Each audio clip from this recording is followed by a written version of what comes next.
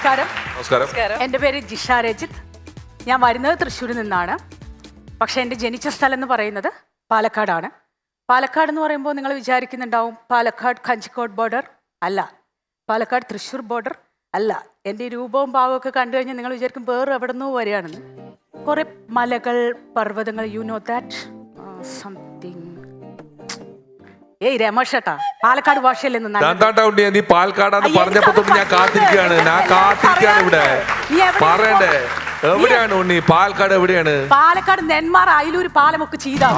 നെന്മാറ വല്ലങ്കി വേലക്കൊക്കെ എത്ര തവണ ഏട്ടാ വന്നിട്ടുണ്ട് അറിയോ? അവിടെ വല്ലങ്കി വേലക്കൊക്കെ ഭയങ്കര പരിപാടിയാണ്. എന്താ പടക്കമൊക്കെ പൊട്ടിട്ട് അവിടെയൊക്കെ നിക്കാൻ പോലും പറ്റില്ല, അത്ര ബഹളാണ്. കൂടാണ്ട് വന്നിട്ട് പരിപാടി പറയും, നാട്ടുകാര്യം പറയാണ്. ഇത് എത്ര പേരാണ് ഇവിടെ കേൾക്കാൻ? എപ്പോഴാ തുടങ്ങുക? ഇവരൊക്കെ അവിടെ കേൾക്കാൻ വേണ്ടി ഇരിക്കല്ലേ. പാലക്കാട് നിന്ന് വന്നിട്ട് നമ്മൾക്ക് പാലക്കാടുകാരുടെ അഭിമാനം കാക്കണം അത്രേ. ഇവരൊക്കെ ബിയൊക്കെ പാലയാണ്, പാലക്കാടില്ല. നമുക്ക് പാലയുണ്ട്, കാടുണ്ട്. അതാണ്. അപ്പൊ എന്താന്ന് പറഞ്ഞിട്ടുണ്ടെങ്കിൽ രമേഷ് ചേട്ടൻ അറിയാം, നമ്മുടെ നാട്ടുകാർ ഏറ്റവും കൂടുതൽ തല വെച്ച് സംസാരിക്കുന്ന ആൾക്കാരാണ്. പാലക്കാട് എന്ത് പറഞ്ഞാലും ഓ എന്ന് പറയും. ഏട്ടാ അവര് ചത്തുവിട്ടോളീൻ, ഓ ഞാൻ കല്യാണത്തിന് പോകാനിട്ടോളീൻ, ഓ ഈ ഓ ഓ ഓ ഓ പറഞ്ഞ് കാന്താരയുടെ ഋഷാവ് ഷെട്ടി ഈ ഓയിനെ പിടിച്ചിട്ടാണ് സിനിമയിലേക്ക് എടുത്തിട്ട് വലിയ ഓയായിട്ട് ഓ എന്നുള്ള സാധനമാക്കി ഇട്ടിട്ടുള്ളത്. മനസ്സിലാവണ്ട. പക്ഷെ ഞങ്ങൾക്കതിൽ വലിയ പരാതിയൊന്നുമില്ല. സംഭവം ഈ പാലക്കാട് ഈ ഓയും കാര്യങ്ങളൊക്കെ ഉണ്ടെങ്കിലും ഞങ്ങൾ കുറെ അന്ധവിശ്വാസങ്ങൾ വിശ്വസിക്കുന്ന ആൾക്കാരാണ്.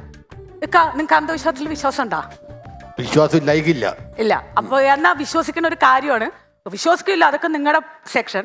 എന്താന്ന് പറഞ്ഞിട്ടുണ്ടെങ്കിൽ ഞങ്ങളുടെ നാട്ടില് ഈ ചാത്തനേറ്, മുത്തപ്പന്റെ കോപം, പിന്നെന്താണ് ഓടിയൻ സിനിമ നിങ്ങളൊക്കെ കണ്ടല്ലോ, അതൊക്കെ ഞങ്ങളുടെ പാലക്കാടാണ്. അപ്പോൾ ഈ ചാത്തനേറിനെ കുറിച്ചിട്ടാണ് ഞാൻ നിങ്ങളുടെ അടുത്ത് പറയുന്നത്. ഈ ചാത്തൻ എന്ന് പറയുമ്പോൾ എൻ്റെ വീടിൻ്റെ ബാക്കിൽ ചാത്തൻ്റെ പ്രതിഷ്ഠ ഓൾറെഡി ഉണ്ട്. അപ്പോൾ ഈ ചാത്തൻ എന്താ ചെയ്യാന്ന് പറഞ്ഞു കഴിഞ്ഞാൽ, ഞങ്ങളെ പോലെയുള്ള സാധാ ആൾക്കാരുടെ അടുത്തൊക്കെ സംസാരിക്കണമെങ്കിൽ അവർ കമ്മ്യൂണിക്കേഷൻ നമുക്ക് തരുന്നത് ഇവിടെ ഉള്ള കുളത്തിലും അതുപോലെ കിണറിലൊക്കെ രാത്രി നേരത്ത് കല്ലെറിയും, ക്ലിങ് ക്ലിങ്. അപ്പോൾ ഈ കല്ല് നിന്ന് വീട്ടുകാരായി നമ്മൾ മനസ്സിലാക്കണം എന്തോ ചാത്തന് പറയാണ്ട് കേട്ടാ എന്നുള്ളത് നമ്മൾ അതിൽ നിന്ന് വേണം മനസ്സിലാക്കാൻ. സംഭവം ഈ അന്ധവിശ്വാസമൊക്കെ ഉണ്ടെങ്കിലും എൻ്റെ വീട്ടിൽ കക്കൂസ് ഉണ്ടായിരുന്നില്ല. അപ്പൊ കക്കൂസില്ല എന്ന് പറയുമ്പോൾ നിങ്ങൾ ചിന്തിക്കും ഞങ്ങൾ എവിടെയൊക്കെയാണ് ഈ കാര്യം സാധിക്കുകയെന്ന്. എല്ലാവരും ചെയ്യുന്ന പോലെ തന്നെ പാടത്തും പറമ്പത്തൊക്കെ തന്നെ അന്ധകാലത്ത് എല്ലാവരും പോയിക്കൊണ്ടിരുന്നത്. പക്ഷെ ഞാനും എൻ്റെ അനിയനും കുറച്ച് അഭിമാനികളായതുകൊണ്ട് ഞങ്ങളെല്ലാവരും ഉറങ്ങിയ എൻ്റെ വീടിൻ്റെ തൊട്ടടുത്തൊരു പൊട്ടക്കുളമുണ്ട്. അതിൻ്റെ മുകളിൽ കൂടെ ഒരു സീമക്കൊന്നൻ്റെ മരം ഇങ്ങനെ നിൽക്കുന്നുണ്ട്. അതിൻ്റെ മുകളിൽ അങ്ങോട്ട് കയറിയിട്ട് 10 മണിക്ക് ഒരട്ടി ഇരിപ്പ് അങ്ങോട്ട് ഇരിക്കും. എന്താ സുഖം എന്നറിയോളൂ. അവിടെ അങ്ങോട്ട് ഇരിക്കുമ്പോൾ ഞാനും എൻ്റെ അനിയനും കൂടെ അങ്ങോട്ട് ഇരിക്കുകയാണ്. 2 വവ്വാലും ഉണ്ട് കൂട്ടിന്. കഥയൊക്കെ പറഞ്ഞ് ഇങ്ങനെ ഇരിക്കുമ്പോണ്ടാ അച്ഛൻ്റെ കൂട്ടുകാരൻ കുഞ്ചുവാട്ടൻ അടിച്ച് സെറ്റായിട്ട് ഇങ്ങനെ പോവാണ് പാടത്തു കൂടെ. നോക്കുമ്പോ എന്താണ് സൗണ്ട് ബ്ലൂ. ആൾ കുറച്ചേരം ശ്രദ്ധിച്ചിരുന്നു, പിന്നെയും കേട്ടു അടുത്തത് ബ്ലൂ. അപ്പൊ തന്നെ പുള്ളി ഉണ്ടല്ലോ ഒരൊറ്റ ഓട്ടം ഓടി, ഒന്നും മിണ്ടില്ല.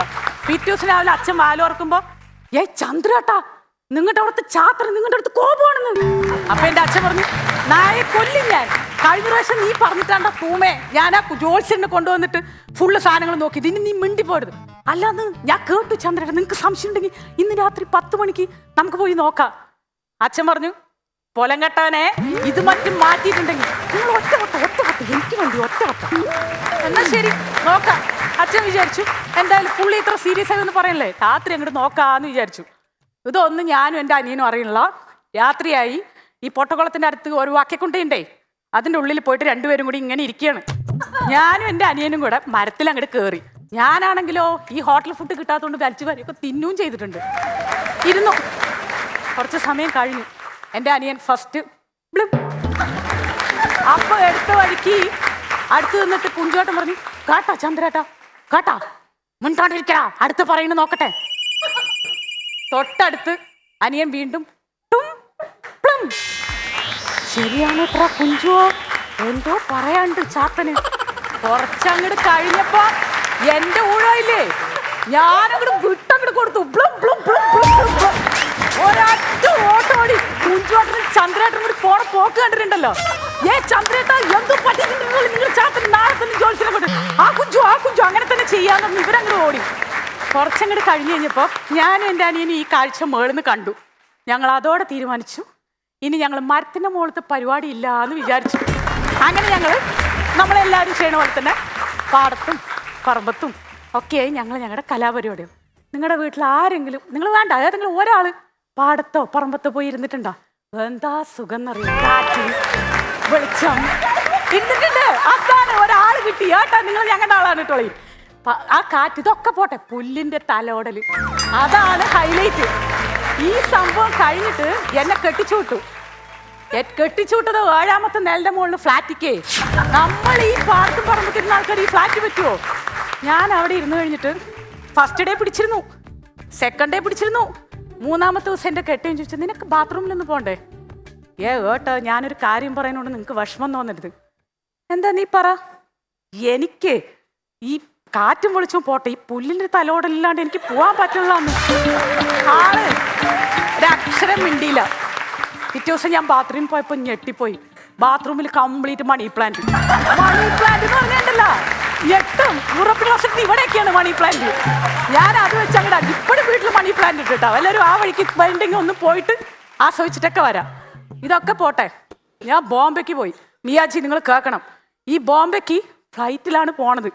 നിങ്ങൾ ആലോചിക്ക്, നിങ്ങൾ എത്ര പേർക്ക് ഫ്ലൈറ്റിൽ കയറുമ്പോൾ പല പല അനുഭവങ്ങളായിരിക്കും. പക്ഷെ എൻ്റെ ജീവിതത്തിൽ ആദ്യമായിട്ടാണ് ഞാൻ ഫ്ലൈറ്റിൽ കയറുന്നത്. നല്ല സ്റ്റൈലായിട്ട് ലെഫ്റ്റ് റൈറ്റ് 2 പേര് ഇരിക്കുന്നുണ്ട്, ഞാൻ സെൻറ്ററിൽ. ഫ്ലൈറ്റ് അങ്ങോട്ട് നീങ്ങി കുറച്ചങ്ങോട്ട് പോയി, ഇതങ്ങോട്ട് പൊങ്ങി, എൻ്റെ ഉള്ളിൽ നിന്ന് അങ്ങോട്ട് തന്നു. എനിക്ക് പിടിച്ചിരിക്കുകയാണ് ഞാൻ. കാരണം ഇത് പൊങ്ങുമ്പോൾ എനിക്ക് എന്തെങ്കിലും ചെയ്തേ പറ്റൂ. ഞാൻ അവിടെ ഉള്ളൊരു അതിൽ കൂടെ എയർ ഹോസ്റ്റസ് നടക്കുമല്ലോ. അപ്പം ഞാൻ അവരോട് പറഞ്ഞു, കുഞ്ചിപ്പണ്ണേ അവിടെ ഇരിക്കുന്നു പറഞ്ഞു. കാരണം ഇത് പൊങ്ങുമ്പോൾ എണീക്കാൻ പാടില്ല അത്ര. ഒന്ന് സ്റ്റേർഡായപ്പോൾ ഞാൻ നിന്നു. കുറച്ച് കഴിഞ്ഞിട്ട് അവരുടെ അടുത്ത് പറഞ്ഞു ഒന്ന് ടോയ്ലറ്റിൽ പോകണം. അപ്പോൾ അവർ അവിടെയാണെന്ന് പറഞ്ഞു. ഓടിപ്പോയി അങ്ങോട്ട് കാര്യം സാധിച്ചു. നോക്കുമ്പോഴാ ടിഷ്യൂ പേപ്പർ. നമ്മൾ ഈ കുളത്തിലൊക്കെ കഴുകുന്ന ആൾക്കാർക്ക് ഈ ടിഷ്യൂ പേപ്പർ കൊണ്ടുവന്നിട്ട് എവിടെ മതിയാവാനാണ്? ഞാൻ പറഞ്ഞു ഒരുമാതിരി ചതിയായി പോയിട്ടാ. ഒരു വിധത്തിൽ തുടച്ച അവിടെ നിന്നിട്ട് ഉണ്ണി കുറച്ച് കുടിക്കാൻ കുറച്ച് വെള്ളം പുറത്ത് വന്നിട്ട് തരാമെന്ന് പറഞ്ഞു. തീർന്നില്ലേ? ഇങ്ങനെ നടന്നു വന്ന് അങ്ങനെ ഇരിക്കാൻ പറ്റില്ല. ഞാൻ എന്നിട്ട് ലെഫ്റ്റ് റൈറ്റ് ഇരിക്കുന്ന ഈ എക്സിക്യൂട്ടീവ് അടിച്ചിരിക്കുന്ന ആൾക്കാരുടെ ഇടയിൽ ഞാൻ ഇങ്ങനെ ഇരുന്നു. കാരണം എൻ്റെ ഇരുന്ന് കഴിഞ്ഞാൽ തീർന്നില്ല. ഞാൻ പിടിച്ചിങ്ങനെ ഇരുന്നിട്ട് ഫ്ലൈറ്റ് ലാൻഡ് ചെയ്തു. ഞാൻ ചാടി ഇറങ്ങി നേരെ ഒരു വണ്ടി എടുത്ത് എൻ്റെ കെട്ടുവിൻ്റെ അടുത്ത് പോയപ്പോൾ അവൻ ഇങ്ങനെ നിൽക്കുകയാണ്. ഹായ് ജിഷ, തൊട്ടുപാട് നിൽക്കും. വന്നിട്ട് ഞാൻ കാണിച്ചു തരാട്ടാ പറഞ്ഞു. ഒറ്റ ഓട്ടോ ഓടി ബാത്റൂമിലേക്ക്.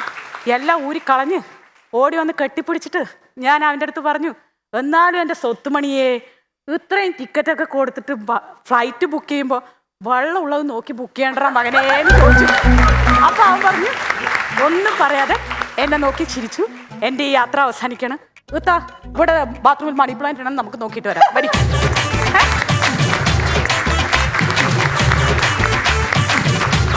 Once upon a time, once upon a time.